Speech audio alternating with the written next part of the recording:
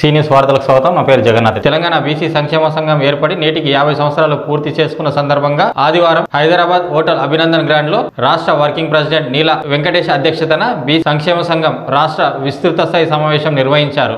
ఈ కార్యక్రమానికి రాజ్యసభ సభ్యులు జాతీయ బీసీ సంక్షేమ సంఘం అధ్యక్షులు ఆర్ కృష్ణయ్య ముఖ్య అతిథిగా పాల్గొన్నారు. ఈ సమావేశానికి తెలంగాణ రాష్ట్ర ముఖ్య నాయకులు, వివిధ జిల్లాల అధ్యక్షులు పాల్గొన్నారు. ఈ సమావేశానికి వికారాబాద్ జిల్లా నుంచి జాతీయ బీసీ కార్యవర్గ సభ్యులు తాండూరు నియోజకవర్గ కన్వీనర్ రాజ్ కుమార్ పాల్గొన్నారు. ఈ సందర్భంగా మాట్లాడుతూ బీసీల నినాదం గ్రామ స్థాయిలో వెళ్లాలంటే రాష్ట్ర స్థాయి నాయకులు గ్రామాలలో, పట్టణాల్లో పర్యటించి బీసీలలో చైతన్యం తీసుకురావడానికి అవగాహన సదస్సులు ఏర్పాటు చేయాలని రాజ్ కుమార్ కోరారు. అదేవిధంగా గత 5 దశాబ్దాల నుండి జాతీయ బీసీ సంఘం అధ్యక్షులు ఆర్ కృష్ణయ్య చేస్తున్న ఉద్యమాలని ప్రజలకు వివరించే విధంగా జిల్లా స్థాయిలో సమావేశాలు ఏర్పాటు చేయాలని కోరారు. ఈ కార్యక్రమంలో జాతీయ బీసీ సంఘం కన్వీనర్ గుజ్జ కృష్ణ, విద్యార్థి సంఘం అధ్యక్షులు రామకృష్ణ, యువజన సంఘం అధ్యక్షులు అంజీ, బీసీ సేన సంఘం నేతలు ఉదయ్, అనంతయ్య, వివిధ జిల్లాల బీసీ సంఘం ప్రతినిధులు పాల్గొన్నారు. రాష్ట్ర విస్తృత స్థాయి సమావేశానికి ముఖ్య అతిథులు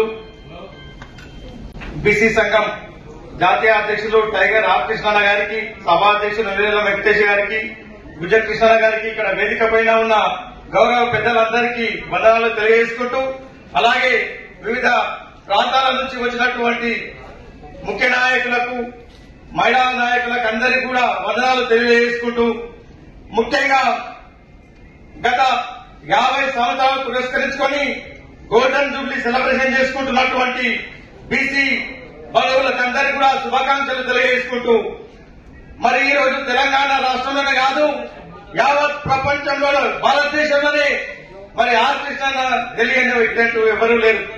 మరి ఈ రోజు ఉద్యమం మరి గ్రామాల నుంచి జాతీయ స్థాయిలో వెళ్ళింది.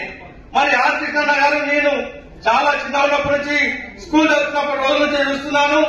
మా వికారాబాద్ జిల్లా, మా తాండూరుకి చెందినటువంటి మరి బూసి ముద్దుబిడ్డ ఆర్ కృష్ణ గారు అప్పుడు మరి దాదాపు 45 ఏళ్ల క్రితం తాండూరుకి మరి బీసీల సమస్యలపై మరి తాండూరుకి అప్పుడు ఆయన బస్కి వచ్చి మరి విద్యార్థుల సమస్యలు పరిష్కరించినటువంటి వ్యక్తి.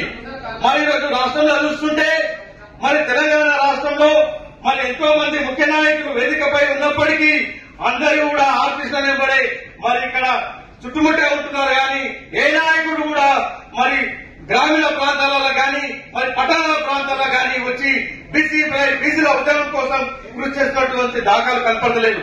అందుకే వేదిక ద్వారా ఇక్కడ ఉన్నటువంటి గౌరవ పెద్దలు ఒకటే రిక్వెస్ట్ చేస్తున్నా, రాబోయే రోజుల్లో కూడా మీరందరూ కూడా గ్రామాలకు రండి. అంటే నిజంగా కూడా నేను వికారాబాద్ జిల్లా తాండూరుకు చెందినటువంటి వ్యక్తిని.